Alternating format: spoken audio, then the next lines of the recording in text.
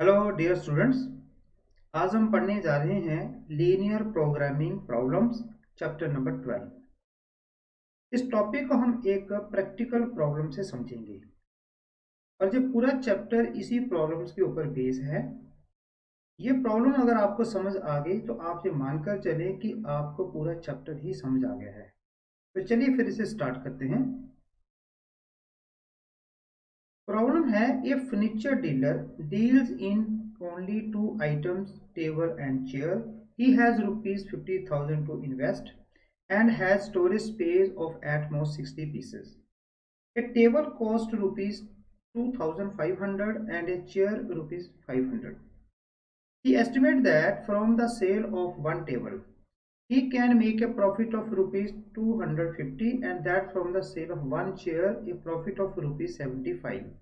He wants to know how many tables and chairs he should buy from the available money so as to maximize his profit. क्या problem है कि एक furniture dealer है जिसके पास 50,000 investment है और वो उसके चेयर और टेबल परचेज करना चाहता है। उसकी शॉप की जो कैपेसिटी है, जो स्टोरेज कैपेसिटी है, वो है 60। एक टेबल का कॉस्ट है 2,500 और चेयर का कॉस्ट है 500। एक टेबल के सेल करने पर उसको प्रॉफिट मिलता है 250 पीस और एक चेयर के सेल पर प्रॉफिट है 75 पीस। और वो जानना चाहता है कि वो इस 50,000 के कितने चेयर और टेबल खरीदे ताकि उसका जो प्रॉफिट हो वो मैक्सिमम हो। तो चलिए इसे हम सीक्वेंसली इस प्रॉब्लम को लेते हैं। हमारे पास टेबल और चेयर हैं जो हमने परचेज करने और हमारे पास बजट कितना है 50,000 का और उसके पास जो स्टोरेज कैपेसिटी है वो है जी 60। मतलब जो चेयर और जो टेबल परचेज करेगा वो मैक्सिमम नंबर ऑफ होंगे 60 और टेबल की जो कॉस्ट है वो है जी 2,500 और चेयर की कॉस्ट कितनी है 500। टेबल के सेल पे उसको जो प्रॉफिट मिलता है वो मिलता है 250 और चेयर पे मिलता है उसको 75 पीस। अब हमने डिफरेंट केसेस लेने हैं कि इस डीलर का जो प्रॉफिट है वो मैक्सिमम हो। तो हमने चेयर और टेबल को इस प्रकार परचेज करना है कि ताकि उसका जो प्रॉफिट है वो मैक्सिमम हो। तो चलिए देखते हैं कि हम क्या क्या केसेस ले सकते हैं। तो जो पहला केस देखिए जी,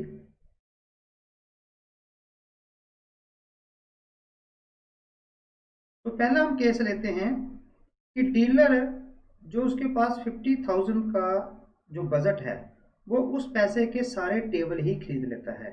तो एक टेबल की जो कॉस्ट है वो है जी 2,500 और टोटल उसके पास इन्वेस्टमेंट जो है वो है जी 50,000 की।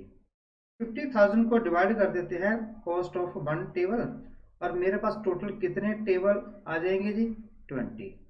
तो 50,000 से वो 20 टेबल खरीद सकता है। तो इसका हम प्रॉफिट ले लेते हैं कि उसने जो टेबल खरीदे हैं वो सारे सेल कर दिए और उसका कितना प्रॉफिट आ सकता है। एक टेबल पे प्रॉफिट है जी 250 और 20 टेबल उसने सेल कर दिए तो उसका प्रॉफिट होगा जी 5,000। सेकंड केस लेते हैं कि जो डीलर है वो 50,000 के सारे चेयर्स खरीद लेता है। तो उसके पास कितनी चेयर्स आ जाएंगी जी, तो 50,000 उसके पास अमाउंट है और एक चेयर की कॉस्ट है जी 500। तो आप इसे डिवाइड करें तो उसके पास कितनी चेयर आ जाएंगी 100। लेकिन उसके पास जो स्टोरेज कैपेसिटी है वो है 60, इसलिए वो 100 चेयर तो खरीद नहीं सकता। तो मैक्सिमम चेयर वो कितनी खरीद सकता है 60। तो 60 चेयर खरीदने पर उसका जो इन्वेस्टमेंट होगा वो कितना होगा जी 500 एक कॉस्ट है। तो टोटल उसकी इन्वेस्टमेंट जो है 30,000 हो जाएगी और उसके पास 20,000 अमाउंट बच जाएगा। अब इसने इन 60 चेयर्स को उसने सेल कर दिया और उसके पास जो प्रॉफिट आया वो हम देख लेते हैं कितना, कि एक चेयर पे प्रॉफिट है 75, टोटल चेयर उसने खरीदी 60। तो टोटल उसके पास कितना प्रॉफिट आ जाएगा 0 और 6 पंजे 30 और ये आएगा जी 4,500। ठीक है। तो एक और केस लेते हैं कि हम मान लेते हैं कि जो डीलर है वो टेबल खरीद लेता है जी 10 और चेयर खरीद लेता है 50। तो पहले तो हम ये कैलकुलेट करते हैं कि 10 चेयर और 50 जो 10 टेबल और 50 चेयर है, इसमें कितना अमाउंट उसका खर्च होगा। तो एक टेबल का कॉस्ट है जी 2500 और 10 टेबल का कॉस्ट हो गया जी 25,000, उसकी इन्वेस्टमेंट हो गई। चेयर में इसमें कितनी इन्वेस्टमेंट हुई, 50 चेयर्स हैं, एक चेयर की कॉस्ट कितनी है जी 500। तो कितना चेयर में उसने इन्वेस्ट किया 25,000। तो टोटल उसकी इन्वेस्टमेंट कितनी होगी 50,000 और उसके पास जो बजट था वो भी 50,000 था। अब हम ये देखते हैं कि इसने जो चेयर और टेबल खरीदे इसने सेल कर दिए, तो इस केस में इसका प्रॉफिट कितना रहा। तो प्रॉफिट इसका हम यहाँ पे कैलकुलेट करते हैं। तो एक टेबल पे प्रॉफिट है जी 250 और 10 उसने टेबल सेल की है, तो उसके पास जो प्रॉफिट आ गया 2500। सेकंड उसने चेयर में प्रॉफिट जो है वो 75 है, तो चेयर उसने सेल की जी 50, तो ये मेरे पास आएगा 3750। तो टोटल प्रॉफिट जो डीलर का इस केस में कितना आएगा जी, दोनों को आप प्लस कर दें तो 2500 जमा 3750, टोटल उसके प्रॉफिट आएगा 6250 रुपीज। तो हमने क्या देखा कि जब हमने टेबल और चेयर की वेरिएशन की तो उसकी प्रॉफिट में भी वेरिएशन आई। तो इस टाइप की प्रॉब्लम्स को हम क्या बोलेंगे, the problem which seek maximise profit and minimise the cost is called optimisation problem. या हम ये कहें कि हम मिनिमम यूज ऑफ रिसोर्सेस से किसी प्रॉब्लम में मैक्सिमम प्रॉफिट हम ड्रा करें, तो ऐसी प्रॉब्लम को हम क्या बोलेंगे, ऑप्टिमाइजेशन प्रॉब्लम। यहाँ पे हमारे पास क्या था, एक ऑब्जेक्टिव था कि हमने डीलर का मैक्सिमम प्रॉफिट फाइंड करना है। कुछ रिस्ट्रिक्शन थी कि हमारे पास जो बजट था वो 50,000 था और उसके पास जो स्टोरेज कैपेसिटी है वो भी लिमिटेड थी। तो उससे हमने मिनिमम रिसोर्सेस को यूज करके हमने प्रॉफिट निकाला और इस प्रोसेस को हम बोलेंगे ऑप्टिमाइजेशन प्रॉब्लम। ठीक है जी। तो ऑप्टिमाइजेशन प्रॉब्लम की एक स्पेशल क्लास को हम बोलेंगे लीनियर प्रोग्रामिंग प्रॉब्लम। ठीक है जी। और इसे हम सॉल्व करेंगे बाय ग्राफिकल मेथड। और भी बहुत सारे मेथड है लीनियर प्रोग्रामिंग प्रॉब्लम को सॉल्व करने के, लेकिन हम इस लेक्चर में हम ग्राफिकल मेथड का ही यूज करेंगे। ठीक है जी। तो चलें फिर हम ये जो हमारे पास प्रॉब्लम है, इस प्रॉब्लम को हम मैथमेटिकली इसको हम कन्वर्ट करते हैं, इसको मैथमेटिकली फार्मूलेट करते हैं। तो जी सबसे पहले हमने चूज क्या करना है, हमने चेयर और टेबल को चूज करना है कि कितने चेयर्स लेने हैं, कितने टेबल लेने हैं, वो हमारा वेरिएशन है। तो उसे हम मान लेते हैं x, इधर नंबर ऑफ टेबल, y को मान लेते हैं नंबर ऑफ चेयर। ठीक है, जो डीलर y करना चाहता है। और यहाँ पे x और जो y है वो नॉन नेगेटिव है, क्योंकि जब हम कुछ चीज़ परचेज करेंगे तो कुछ ना कोई क्वांटिटी हमारे पास आएगी, तो इसे हम लिख सकते हैं x greater than equal to 0, y greater than equal to 0। Next हमारे पास क्या है कि हमारे पास 50,000 का इन्वेस्टमेंट है और सेकंड हमारे पास है कि हमारे पास जो स्टोरेज कैपेसिटी है वो कितनी है 60। तो सबसे पहले हम बात करते हैं जो हमारे पास अमाउंट है 50,000, उसमें हम कैसे इन्वेस्ट करेंगे। हमने यहाँ पे लेट किया है कि नंबर ऑफ टेबल कितने हैं x, एक टेबल की कॉस्ट कितनी है 2500, तो टेबल में कितना इन्वेस्टमेंट हो गया 2500 इंटू एक्स, और जो चेयर है उसका प्राइस कितना 500। चेयर हम कितने लेट कर रहे हैं यहाँ पे परचेज कर रहे हैं y, तो हमारे पास जो चेयर में इन्वेस्टमेंट आएगी वो कितनी आएगी 500 इंटू वाई। तो टोटल इन्वेस्टमेंट हमारे पास जो है वो कितनी आ जाएगी, वो आएगी 50,000 या उससे कम। जैसे हमने चेयर के मामले में किया था, हमने चेयर जब 50,000 था तो चेयर हमारे पास 100 आई, लेकिन हमारे पास रिस्ट्रिक्शन थी तो हमने चेयर कितनी ली 60। तो इस प्रकार जो आपका इन्वेस्टमेंट है या तो वो जितना आपके पास बजट है उसके बराबर रहेगा या उससे कम रहेगा। सेकंड हमारे पास कंडीशन क्या है कि हमारे जो स्टोरेज स्पेस है, जो स्टोरेज हमारे पास है वो कितनी है, लिमिटेड है, कितनी, नंबर ऑफ आइटम हम खरीद सकते हैं 60। तो हम टेबल और चेयर परचेज कर रहे हैं, तो टेबल और परचेज का जो सम है वो या 60 का 60 से कम रहेगा, और उसे हम ऐसे लिख सकते हैं। ये फर्स्ट वाला जो इनइक्वालिटी बना है ये बन गया हमारे पास इन्वेस्टमेंट कंस्ट्रेंट, और सेकंड जो हमारे पास x plus y less than 60 है, यह है स्टोरेज कंस्ट्रेंट। ठीक है। थर्ड हमारे पास है हमारा ऑब्जेक्ट क्या है, हमने फाइंड क्या करना है कि उस डीलर का जो प्रॉफिट है वो मैक्सिमाइज होना चाहिए। तो प्रॉफिट को हम जेड से डिनोट करेंगे। एक टेबल पे कितना प्रॉफिट मिलता है उसको 250, तो 250 इंटू एक्स कितना हो जाएगा, टोटल प्रॉफिट बाई से बाई जो हमारा टेबल को बेच के मिलेगा। शेयर में हमें कितना प्रॉफिट मिल रहा है 75, टोटल शेयर हमने यहाँ कितनी लेट की है वाई, तो 75 इंटू वाई जो हमारा प्रॉफिट आएगा शेयर आएगा। तो टोटल प्रॉफिट जो डीलर का दोनों को मिला के आएगा, और उसे हम लिख सकते हैं z is equal to 250 into x plus 75 to y, और इसे हम बोलेंगे ऑब्जेक्टिव फंक्शन। ठीक है जी।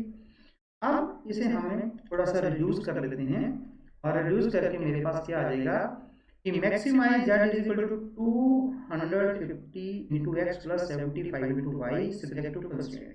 मतलब ये z जो मैक्सिमम होगा ये हमारे जो कंस्ट्रेंट है सब्जेक्ट टू दिस कंस्ट्रेंट। इसी प्रकार हमारे पास ऐसा क्वेश्चन भी आ सकता है जिसमें हमें मिनिमाइज कॉस्ट निकालनी हो, जैसे किसी फैक्ट्री में हमने कोई इन्वेस्टमेंट को उसकी जो कॉस्ट कम करनी है तो वो मिनिमाइज हो जाएगा। तो मेरे पास यहाँ पे फिर जो मैक्सिमाइज यहाँ पे क्या आ जाएगा, मिनिमाइज आ जाएगा। तो इस प्रकार के क्वेश्चन जिसमें हमने मिनिमाइज या मैक्सिमाइज जो जेड जो निकालना हो और हमारे पास कुछ कंस्ट्रेंट्स दिए हों, इन्हें हम बोलते हैं लीनियर प्रोग्रामिंग प्रॉब्लम। ठीक है जी। और यहाँ पे हमारे पास क्या गिवन है, ये इनक्वालिटीज गिवन है, ए सेट ऑफ लीनियर इनक्वालिटी है। ठीक है। यहाँ पे एक वर्ड आया जो linear programming problem. Linear mean क्या है कि जो यहाँ पे वेरिएबल है एक्स और वाई, उनकी डिग्री कितनी होगी 1, तो वो क्या बन जाएगी लीनियर। और प्रोग्रामिंग का मीनिंग है कि हमने एक एक्शन ऑफ प्लान फॉलो करना है इन क्वेश्चन को सॉल्व करने के लिए। तो that's why this type of question are known as linear programming problems। ठीक है। तो चलिए फिर हम इस क्वेश्चन को हम सॉल्व करते हैं, लेकिन इस क्वेश्चन को सॉल्व करने से पहले हमें कुछ टर्म्स हैं जिनके बारे में हमें पता होना चाहिए। वो इम्पोर्टेंट जो टर्म्स हैं वो क्या हैं वो देख लेते हैं। ये देखिए जी, ये कुछ इम्पोर्टेंट टर्म्स हैं जिनके बारे में आपको पता होना चाहिए, और इसमें कुछ टर्म जो हैं वो आपको पहले ही पता है। अगर आप ध्यान से देखें तो डिसीजन वेरिएबल क्या है, जो हमने एक्स और वाई लिए है, number of table, number of chairs, that is decision variable. Second हमारे पास क्या है, ऑब्जेक्टिव फंक्शन क्या है कि हमारे पास जो प्रॉब्लम है उसमें हमने ऑब्जेक्टिव क्या रखा है कि जो प्रॉफिट है वो मैक्सिमाइज होना चाहिए, और z जो यहाँ पे है वो क्या है ऑब्जेक्टिव फंक्शन, और इसे हम ऑप्टिमल वैल्यू भी बोलते हैं क्योंकि z या तो मैक्सिमम होगा या क्या होगा मिनिमम होगा, तो इसे हम बोलेंगे ऑप्टिमल वैल्यू। थर्ड हमारे पास है कंस्ट्रेंट्स क्या है, जो रिस्ट्रिक्शन हमारे पास यहाँ पे गिवन है वो हमारी कंस्ट्रेंट्स हैं। और ये चार हमारे पास हमें आपको पता चल गया कि ये क्या टर्म्स हैं। अब जो बाकी टर्म्स हैं उनको समझने के लिए हम एक क्वेश्चन ले लेते हैं, क्वेश्चन को हम सॉल्व करेंगे और साथ में इन जो हमारे पास टर्म्स हैं इसको भी डिस्कस करेंगे। तो इसके अलावा हमारे पास दो थ्योरम हैं, उन थ्योरम के बिना हम यहाँ पे क्वेश्चन सॉल्व नहीं कर सकते। तो उन क्वेश्चन को सॉल्व करने उन थ्योरम की जरूरत पड़ेगी। वो थ्योरम्स क्या हैं, ये मेरे पास दो थ्योरम है, लेकिन इसे हम डिस्कस करेंगे क्वेश्चन के साथ। जब हम क्वेश्चन करेंगे तब हम इन थ्योरम का डिस्कशन करेंगे, और तब आपको पता चलेगा कि इन थ्योरम का हमें क्यों जरूरत है। ठीक है जी। तो चलिए फिर हम क्वेश्चन सॉल्व करते हैं। तो हमारे पास ये क्वेश्चन है जो हमने डीलर का जो मैक्सिमाइज हमने प्रॉफिट फाइंड करना है, jet that is 250 into x plus 75 और सब्जेक्ट टू कंस्ट्रेंट्स हमें ये यहाँ पे ये इनइक्वालिटीज गिवन है, this are the set of inequalities. अब इस क्वेश्चन के दो पार्ट हैं। ये जो यहाँ पे इनइक्वालिटीज गिवन है, ये इनइक्वालिटी आपने पहले भी सॉल्व की। आपने 11th क्लास में chapter number 6 system of linear inequality solve की। ये सेम वही हमारे पास प्रॉब्लम है। ये इसका फर्स्ट पार्ट है। सेकंड पार्ट जो है वो हम यहाँ पे अब करेंगे। ठीक है, तो हमारा सबसे पहले है कि हमने इस इनइक्वालिटीज को सॉल्व करना है। ठीक है, तो चलिए इन इनइक्वालिटी को सॉल्व करते हैं।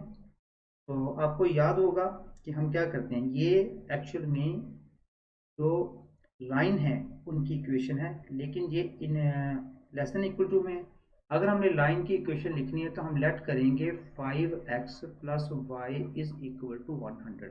ये क्या बन गई, this is equation of a line. और हमने इस लाइन को ग्राफिकली ड्रा करना है, और लाइन को ड्रा करने के लिए कम से कम हमें कितने पॉइंट चाहिए, 2 पॉइंट्स चाहिए। तो यहाँ पे हम 2 पॉइंट्स ले लेते हैं। तो वो पॉइंट्स हम वहाँ पे +1 पे भी लेते थे। हम क्या करते थे, एक बॉक्स बनाते थे और उस बॉक्स में x और y हम क्या करते थे, पहले हम x को 0 पुट करते थे और यहाँ पे पुट कर देते हैं, तो y की वैल्यू मेरे पास कितनी आ जाएगी, 100। फिर हम y को 0 पुट करते थे और x की वैल्यू फाइंड करते थे, तो यहाँ पे x की वैल्यू कितनी आ जाएगी, 20 आ जाएगी। तो ये मेरे पास पॉइंट्स आ गए जहाँ से ये लाइन पास करेगी। सेकेंड, अब ये जब लाइन ड्रा होगी तो ये एक हाफ प्लेन बनाएगी, और हाफ प्लेन का सोल्यूशन हमें फाइंड करना है कि जो उसका शेडिंग पोर्शन है वो टुवर्ड द ओरिजिन है या अवे फ्रॉम द ओरिजिन है। उसके लिए हम एक टेस्ट करते हैं। कौन सा टेस्ट करते हैं, हम ओरिजिन टेस्ट करते हैं, जिसके कोऑर्डिनेट क्या है, 0 0। तो इनक्वालिटी में हम ये पुट कर देते हैं, तो ये इनक्वालिटी में आप पुट करें तो ये आएगा 0 लेस देन इक्वल टू 100। तो क्या ये ट्रू है, अगर ट्रू है तो आपका जो शेडिंग पोर्शन है वो टुवर्ड द ओरिजिन होगा। अगर फॉल्स है तो आपका जो शेडिंग पोर्शन है वो अवे फ्रॉम द ओरिजिन होता है। यहाँ पे ये ट्रू है तो आपका जो शेडिंग पोर्शन है वो कहाँ होगा, टुवर्ड द ओरिजिन होगा। सिमिलरली हम सेकेंड लाइन को ले लेते हैं। सेकेंड लाइन को लेट कर लें जी x plus y is equal to 60। तो इसके लिए भी हम पॉइंट्स फाइंड करते हैं। तो इसके पॉइंट्स फाइंड करने के लिए हम क्या करेंगे, ये बॉक्स बना लेते हैं और यहाँ पे ये x ये y, तो x की वैल्यू क्या पुट करेंगे, 0, और y की वैल्यू कितनी आएगी जी, 60। फिर y को 0 पुट कर दें तो x की वैल्यू कितनी आएगी जी। ठीक है, ये पॉइंट्स आगे, तो इन 2 पॉइंट से ये लाइन पास करेगी। यहाँ पे फिर हमने इस जो हाफ प्लेन बनेगा उसका हमने शेडिंग पोर्शन निकालना है कि उसका सोल्यूशन किस तरफ है। तो उसके लिए हम क्या करेंगे, फिर टेस्ट करेंगे। टेस्ट हमारे पास क्या है, ओरिजिन दैट इज 0, 0। तो सेकेंड इनक्वालिटी में हम पुट कर देंगे और ये आएगा 0 लेस देन इक्वल टू 60। और क्या ये ट्रू है, 0 लेस देन इक्वल टू 60 ये ट्रू है। इसका मतलब ये हुआ कि जो आपका शेडिंग पोर्शन है वो टुवर्ड द ओरिजिन होगा। तो चलिए फिर हम इसे ड्रा कर लेते हैं। तो ये देखिए एक्स वाई मेरे पास प्लेन है, और ये फर्स्ट लाइन येलो वाली, ये जो फर्स्ट लाइन है ये उसका ड्रा हो रहा है, और ये रेड लाइन है ये सेकंड इक्वेशन ड्रा हो रही है। ठीक है, और फिर हमने यहाँ पे ये सॉल्व किया है कि ये जो फर्स्ट लाइन है ये येलो वाली, इसका जो शेडिंग है वो टुवर्ड द ओरिजिन है। तो हमारे पास ओरिजिन कहाँ, ये हमारे पास ओरिजिन है जी। और सिमिलरली जो सेकंड लाइन है वो भी टुवर्ड्स द ओरिजिन उसका शेडिंग पोर्शन है। तो इनका जो शेडिंग पोर्शन है दोनों इस तरफ आया। ठीक है, लेकिन आप इन दो इनक्वालिटीज को देखें, x greater than equal to 0, y greater than equal to 0। इसका क्या मीनिंग है कि x और y की वैल्यू पॉजिटिव, और फर्स्ट क्वाड्रेंट में x और y की वैल्यू क्या होती है, पॉजिटिव होती है। तो फिर ये जो आपका जो शेडिंग पोर्शन आएगा वो रिस्ट्रिक्टेड हो जाएगा फर्स्ट क्वाड्रेंट तक। मतलब यहाँ पे ये आपके पास पोर्शन, यहाँ पे शेडिंग पोर्शन आएगा। तो चलिए इसे शेड कर लेते हैं। तो मेरे पास शेड करके ये मेरे पास पोर्शन आ जाएगा। ठीक है जी, तो ये आ गया जी सॉल्यूशन जो आपने +1 में पढ़ा है, सिस्टम ऑफ लीनियर इक्वेशन। हमारे पास 4 यहाँ पे लीनियर इनक्वालिटीज गिवन थी, ये हमने उसका सॉल्यूशन फाइंड कर लिया। तो यहाँ पे कुछ कॉर्नर पॉइंट हैं, उसे हम लिख लेते हैं। ये जो पॉइंट है ये ए है, इसके कोऑर्डिनेट लिख लेंगे कि ये है जी 20, 0। ये पॉइंट इसे बी ले लेते हैं, लेकिन इसके पॉइंट नहीं है। इसे पॉइंट को सी मान लेते हैं, इस कॉर्नर को, और यहाँ पे जो कोऑर्डिनेट है वो है जो 0, ठीक है। तो बी के पॉइंट हम फाइंड करते हैं, तो ये इंटरसेक्शन ऑफ टू लाइंस है, तो यहाँ पे आप इन दोनों का इंटरसेक्शन फाइंड कर लें। तो मेरे पास आ गया जी 5x plus y is equal to 100 और x plus y is equal to 60। Solve करें जी, माइनस माइनस ये आपके पास 4x, ये कैंसल, यहाँ पे कितना आ गया 40 और x की वैल्यू कितनी आ गई 10, और आप सेकेंड इक्वेशन में पुट कर दें तो y की वैल्यू कितनी आ गई जी 50। तो b की जो कोऑर्डिनेट है वो कितने आ गए जी 10, ठीक है जी। तो अभी हमारा फर्स्ट पार्ट यहाँ पे सॉल्व हो गया। अब हमने पिछली स्लाइड में कुछ इंपॉर्टेंट टर्म्स की बात की थी, तो 4 टर्म्स हमने कर लिया। नेक्स्ट टर्म थी उसमें फिजिबल रीजन, फिजिबल रीजन। ये जो शेडेड पोर्शन है ये होता है जी फिजिबल रीजन, और इस शेडेड पोर्शन में जो सॉल्यूशन है, जो पॉइंट्स हैं, उनको हम बोलेंगे फिजिबल सॉल्यूशन। फिजिबल का मतलब कि पॉसिबल, जो हमारे पॉसिबल सॉल्यूशन हो सकते हैं कि हमने मैक्सिमाइज उसका प्रॉफिट जो डीलर का वो फाइंड करना है, तो वो जो पॉइंट है ये शेडेड पोर्शन में लाई करेंगे। और इस शेडेड पोर्शन के बाहर वाला जो रीजन है उसे हम बोलते हैं इनफिजिबल रीजन। यहाँ पे कोई पॉइंट लें, ये 30 और 30, तो ये यहाँ कहीं पॉइंट आएगा 30, 30। अब ये जो 30, 30 पॉइंट है, ये वाला 30, 30, क्या ये फिजिबल रीजन में है? नहीं, ये इनफिजिबल रीजन में है, तो ये हमारा सॉल्यूशन हो ही नहीं सकता। तो हमारा जो सॉल्यूशन है वो इस शेडेड पोर्शन में रहेगा। लेकिन शेडेड पोर्शन में तो बहुत सारे पॉइंट्स हैं, तो हमें कैसे पता चलेगा? तो अगर कि हमारा जो मैक्सिमाइज जो हमारा पॉइंट है, जिस पॉइंट पे मैक्सिमम हमारा जेड की वैल्यू आएगी, तो वो उसे हम कैसे फाइंड करेंगे? तो इसके लिए हमने बात की थी कि हमारे पास 2 थ्योरम है। अब हम इस थ्योरम की यहाँ बात करते हैं कि वो थ्योरम क्या है। तो उस थ्योरम की सहायता से हम कैसे मैक्सिमम या मिनिमम पॉइंट फाइंड कर सकते हैं। यहाँ पे आप ध्यान से देखें, हमारे पास थ्योरम फर्स्ट क्या कहती है कि R be the feasible region, R हमारा फिजिबल रीजन है, और जिसे हम कन्वेक्स पॉलीगॉन भी बोल सकते हैं। मतलब जो आपने देखा कि वो एक पॉलीगॉन है, ठीक है। तो पॉलीगॉन उसे बोलेंगे कन्वेक्स पॉलीगॉन। कन्वेक्स क्या है कि जो उसके कॉर्नर पॉइंट्स हैं पॉलीगॉन के, उसको हम कन्वेक्स बोलते हैं। और जेड हमारे पास है कि एक ऑब्जेक्टिव फंक्शन है। अब कहते हैं कि जेड की वैल्यू जो है मैक्सिमम या मिनिमम होगी कब? जब ये ऑकर करेगी, occur eight A corner point of the vertex of the feasible reason. जो हमारा फिजिबल रीजन है उसके जो कॉर्नर पॉइंट है, उन कॉर्नर पॉइंट्स के ऊपर मैक्सिमम या मिनिमम वैल्यू लाई करेगी। ये पहली थ्योरम कहती है, क्योंकि हमारे पास तो बहुत सारे पॉइंट है, जो जितना भी शेडेड रीजन है वो हमारा सारा फिजिबल सॉल्यूशन है, वहां से हमें सॉल्यूशन मिल सकता है। लेकिन इतने पॉइंट्स है तो हमें तो अगर सारे पॉइंट्स को कैलकुलेट करना पड़ेगा, तो तब तो हमारे पास बहुत लेंथी प्रोसेस है। ये थ्योरम हमें हेल्प करती है कि उस जो हमारे प्रोसेस को थोड़ा सा वो क्लोज कर देती है। सेकंड थ्योरम क्या कहती है कि if R is the feasible region और जेड हमारे पास क्या है, एक ऑब्जेक्टिव फंक्शन है, तो कहता है आर इज बाउंडेड। जैसे इस केस में हमारा आर बाउंडेड है। बाउंडेड क्या होता है कि जो एरिया क्लोज्ड हो उसे हम बोलते हैं बाउंडेड एरिया। कहता है कि जो ऑब्जेक्टिव फंक्शन है जेड, उस वो both have a maximum minimum value. अगर आपका जो फिजिबल रीजन है अगर वो बाउंडेड है, तो आपको मिनिमम और मैक्सिमम दोनों वैल्यू मिलेंगी। और कहाँ पे वो कहाँ से मिलेंगी? These occur at corner point of the vertex of Earth। जो कॉर्नर पॉइंट्स हैं वहां से हमें मैक्सिमम या मिनिमम वैल्यू मिलेगी जब हमारे पास जो हमारा फिजिबल रीजन है वो क्लोज होगा। अब यहाँ पे देखिए, तो अब आपको यहाँ पे क्लियर हो गया कि फिजिबल रीजन क्या होता है, कि जो शेडेड पोर्शन है हमारा, that is called feasible region. Feasible solution क्या है? उस फिजिबल रीजन में जो हमारे पॉइंट्स हैं उसे हम बोलेंगे फिजिबल सॉल्यूशन, चाहे वो कॉर्नर पे है चाहे वो शेडेड पोर्शन पे है। नेक्स्ट हमारे पास है बाउंडेड और अनबाउंडेड। बाउंडेड क्या है कि जब कोई भी जो हमारे पास यहाँ पे पॉलीगन जैसे बनी है, अगर वो क्लोज्ड है तो उसे हम बोलेंगे बाउंडेड रीजन, अगर वो क्लोज नहीं है तो उसे हम बोलेंगे अनबाउंडेड रीजन। ठीक है। नेक्स्ट हमारे पास आ गया कॉर्नर पॉइंट और कन्वेक्स। तो जो हमारा अभी यहाँ पे पॉलीगन आया है उसके जो कॉर्नर पॉइंट है उसे हम कन्वेक्स बोलते हैं या कॉर्नर पॉइंट बोलेंगे। लास्ट हमारा है ऑप्टिमल सॉल्यूशन। ऑप्टिमल सॉल्यूशन क्या है? अब हमने इन कॉर्नर पॉइंट्स के ऊपर z की वैल्यू फाइंड करनी है जो ऑब्जेक्टिव फंक्शन है, और हमारा जो ऑब्जेक्टिव है कि हमने मैक्सिमाइज फाइंड करना है। तो जो मैक्सिमम वैल्यू आएगी इस केस में वो हमारी होगी ऑप्टिमल सॉल्यूशन। अगर मिनिमाइज पूछा है तो इन कॉर्नर के पॉइंट्स के ऊपर जो वैल्यू आएगी उनमें जो सबसे मिनिमम वैल्यू होगी वो हमारा ऑप्टिमल सॉल्यूशन होगा। ठीक है जी। तो चलिए फिर उसे सॉल्व करते हैं।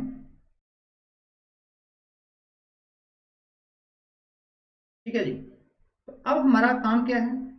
अब हमने फाइंड करने हैं जी कॉर्नर पॉइंट्स। ठीक है। तो कॉर्नर पॉइंट्स क्या है? यहाँ पे ओ ए बी सी क्या है? इज ए पॉलीगॉन है। ठीक है।